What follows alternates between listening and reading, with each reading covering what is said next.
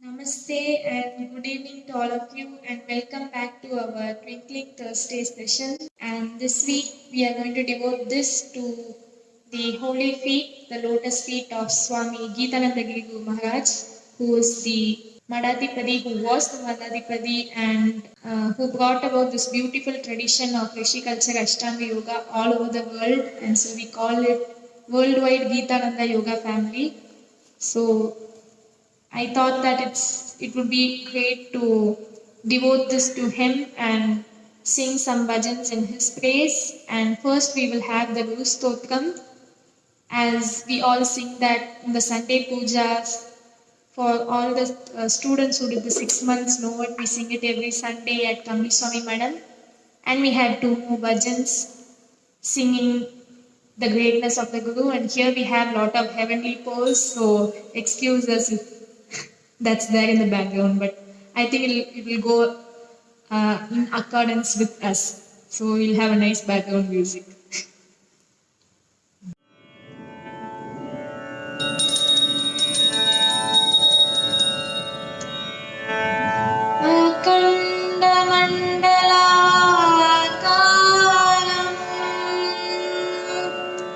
व्याप्तं येन चराचरम्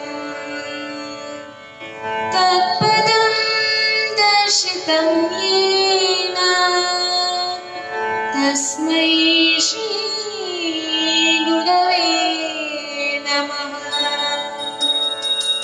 अज्ञानतिमिरान्धस्य ज्ञानाञ्जनशलाकया चक्षुरुन्मिलितं येन तस्मै श्रीगुरवे नमः। गुरुर्ब्रह्मा गुरुर्विष्णु गुरुर्देवो महेश्वरः गुरुरेवा परं ब्रह्मा तस्मै श्रीगुरवे नमः।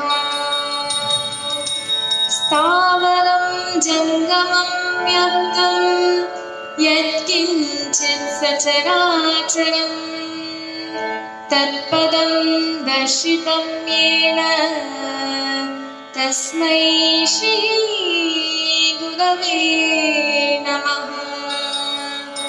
चिन्मयं व्यापितं सर्वं त्रैलोक्यं सचराचरं तत्पदं दर्शितं येन तस्मै श्रीगुरवे नमः।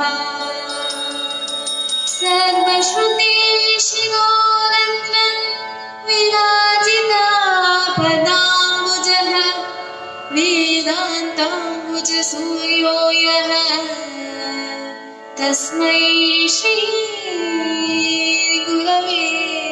नमः। चैतन्य शाश्वत शान्तो व्योमातीतो निरञ्जनः बिन्दुनादकलातीतः तस्मै श्रीगुरवे नमः। ज्ञानशक्ति समारोधः तत्त्वमाला विभूषितः मुक्तिप्रदाता च तस्मै श्रीगुरवे नमः। अनेकजन्म सम्प्राप्त कर्मबन्धविदाहिने आत्मज्ञानप्रदानेन तस्मै श्रीगुरवे नमः। शोषणं भवसिन्धोश्च ज्ञापनं सारसम्पदः गुरोर्पादोदकं सम्यक् तस्मै श्रीगुरवे नमः। नागुरोरधिकं तत्त्वं नागुरो तत्त्वज्ञान परं नास्ति तस्मै श्री गुरवे नमः। मन्नाथ श्री जगन्नाथ मद्गुरो श्री जगद्गुरुः मदात्मा सर्वभूतात्मा तस्मै श्री गुरवे नमः। गुरुरादिगणाधीश्च गुरोर्परमदैवतं गुरोर्परतरं नास्ति तस्मै श्री गुरवे नमः। त्वमेव माता च पिता त्वमेव बन्धुश्च सखा त्वमेव विद्या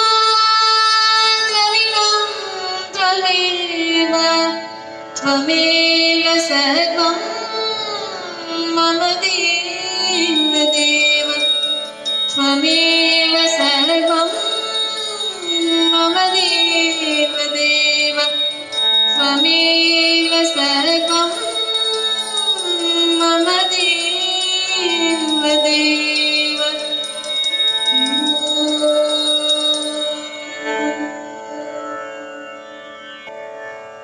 गुरु महिमा अपार महिमा गुरु महिमा अपार महिमा गुरु महिमा अपार महिमा गुरु महिमा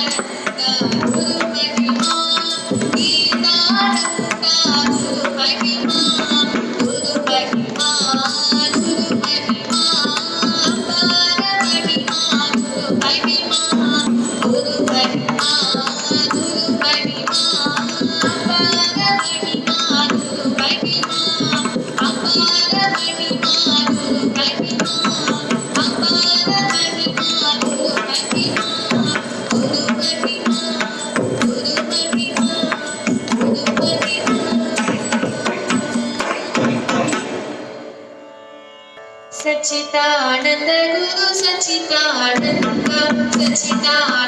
गुरु सच्चिदानंद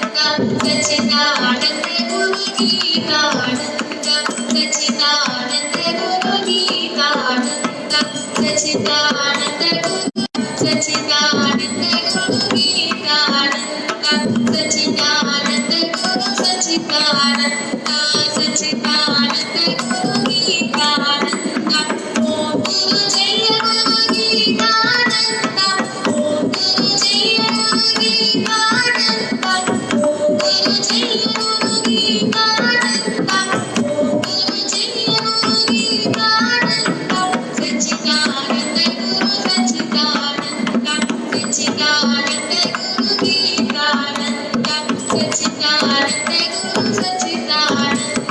सच्चिदानंद गुरु गीतानंद ओम गुरु आदि गुरु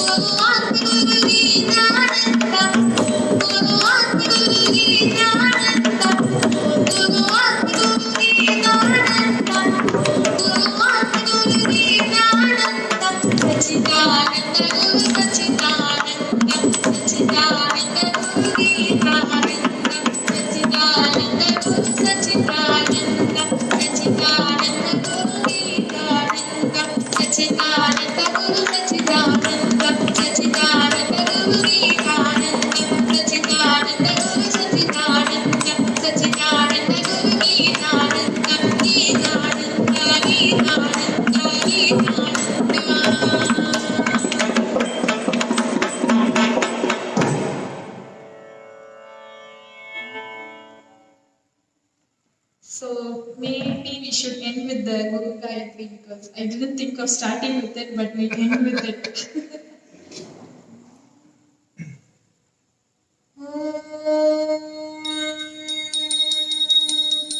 पद्मनाभन्याय विद्महे ज्ञानलिङ्गेश्वराय धीमहि तन्नो गुरु प्रचोदयात् ओम योगमन ऋषि डॉक्टर स्वामी गीतानंद गिरी गुरु महाराज की जय. So thank you to all of you, and we'll be back next week with the next Twinkling Thursday concert, and maybe we'll come up with some other nice idea to entertain all of you, and maybe celebrate this devotion forever towards the Guru who removes the darkness from beneath or before our eyes and shows us the light, and we shouldn't forget him because him or her or them how many ever gurus you have, but we should always be devoted and may we always be blessed by the guru. And I will be ending with this short message, and join us with our Sundays Tell Me Appa series going on still, and we'll come up with some more tales and stories for all of you. So thank you and have a yogic weekend and week ahead.